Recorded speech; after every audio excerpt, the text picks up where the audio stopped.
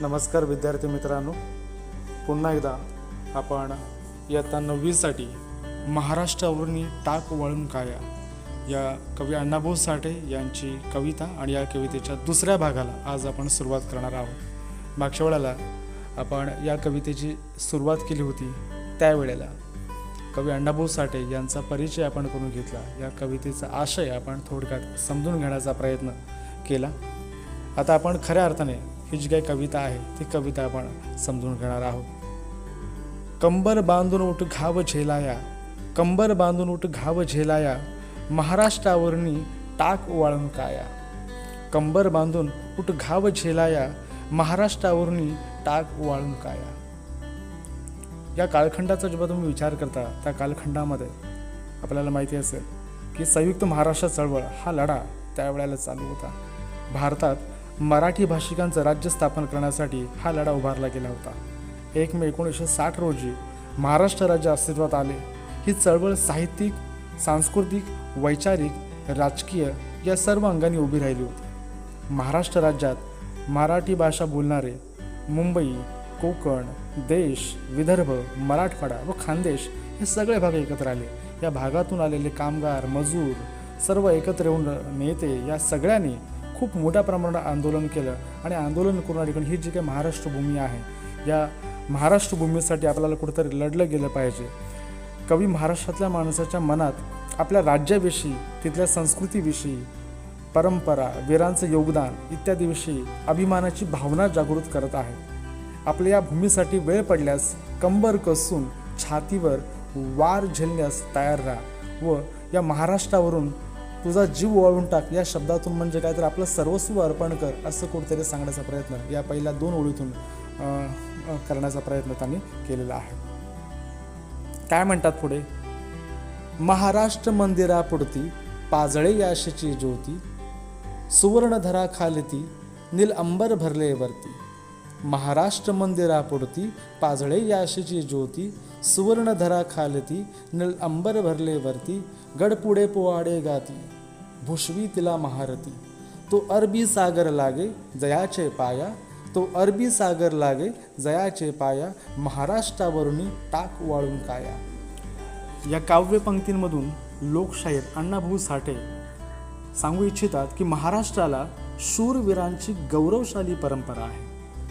या वीरांनी मिळवलेले यश हे महाराष्ट्राच्या मंदिरात कायम तेवत असलेल्या ज्योतीसारखे आहे। निसर्ग संपन्न असणारी ही महाराष्ट्राची भूमी काळी कसदार अगदी सोन्यासारखी आहे आणि सोन्यासारखं पीक तिच्यातून उगवत आहे। असं म्हणतात की अगदी 50 फूट खोल जरी खणलं तरी त्या ठिकाणी ही काळी कसदार जमीन सापडेल आणि सोन्यासारखं पीक या जमिनीतून उगवेल। अशा निसर्ग संपन्न असणारी ही जी भूमी आहे, महाराष्ट्र भूमी आहे, तिच्या माथ्यावर अथांग निळ आकाश व्यापून आहे आणि अशा या महाराष्ट्रावरून जीव ओवाळून टाका असं या ठिकाणी कवी कुठेतरी सांगण्याचा प्रयत्न करत आहेत। म्हणजे प्रस्तुत या सगळ्या ओळींमधून किंवा या शब्दांमधून या महाराष्ट्रीय संस्कृती आणि तेथील निसर्ग संपन्नता तर त्याच्याबद्दल असणारा जो जाज्वल्य अभिमान आहे तो या ओळीतून कुठेतरी व्यक्त होत आहे।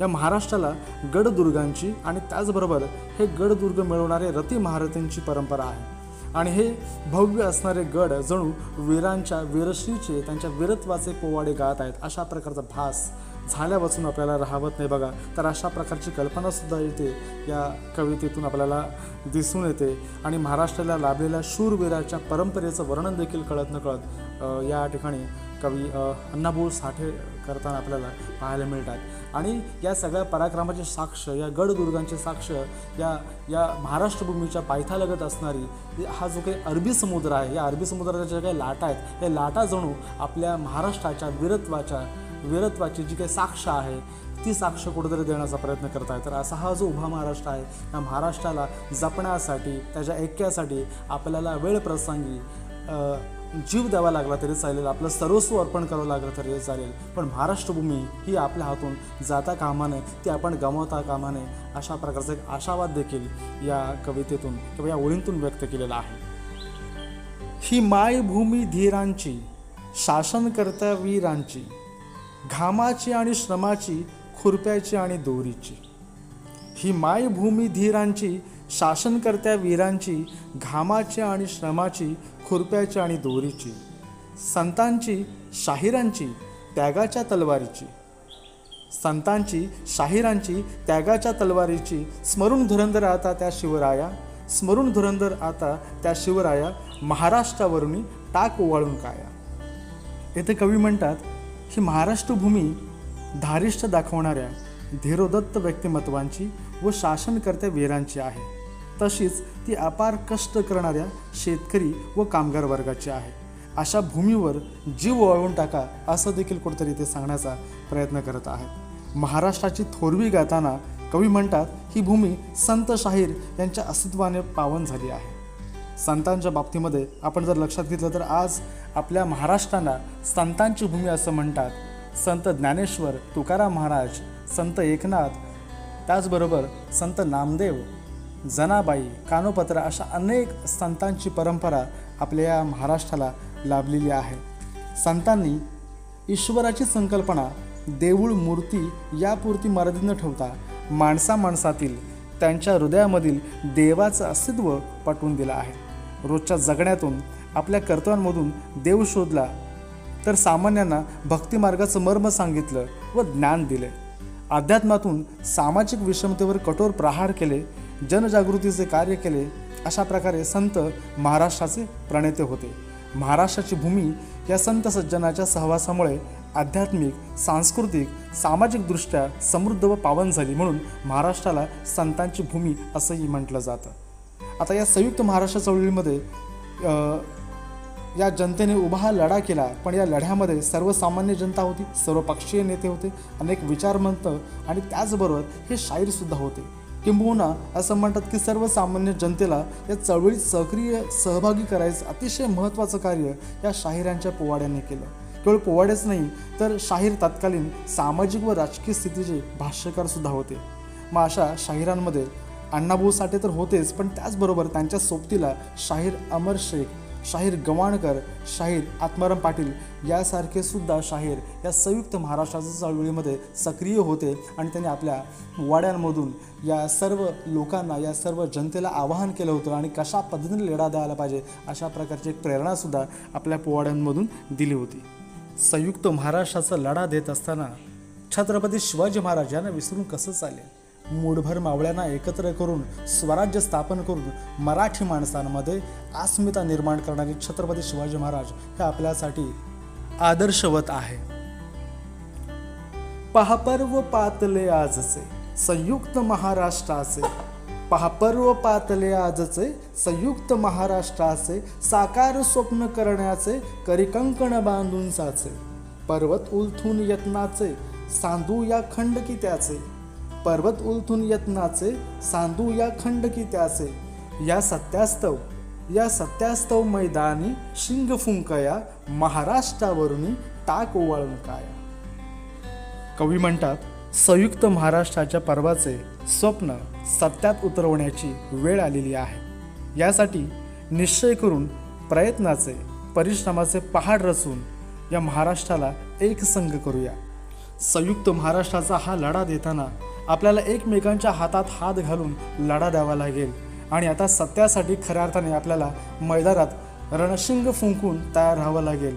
आणि अशा या माझ्या महाराष्ट्रासाठी वेळप्रसंगी मला माझं सर्वस्व अर्पण करावं लागलं तरी चालेल, पण माझी मायभू ही अगदी तिचे शकले होऊ देणार नाही असा निश्चय, असा दृढ निश्चय आपल्याला करावा लागेल.